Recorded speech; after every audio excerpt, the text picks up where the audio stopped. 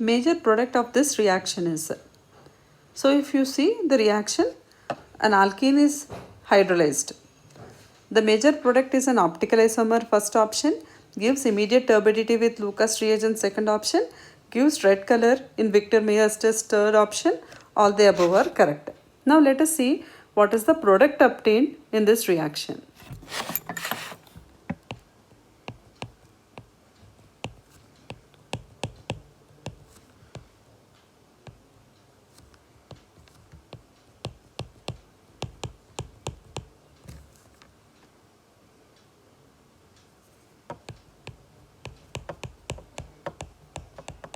This is the reactant, which is hydrolyzed.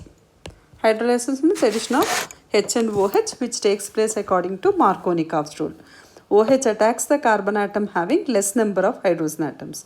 So, what is the product obtained here? CH3, CH2, C, OH, CH2, CH3, CH2, CH3. This is the product obtained. If you see, this alcohol is a tertiary alcohol. This alcohol is a tertiary alcohol. Now going back to the options given, they are asking, is it an optical isomer?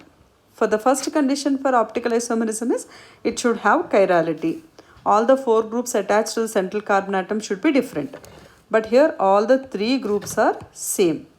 So, first option is ruled out. Gives immediate turbidity with Lucas reagent. The formed alcohol is a tertiary alcohol. Tertiary alcohol will give turbidity immediately with Lucas reagent. So second option is correct. Option B is correct. Now coming to option C.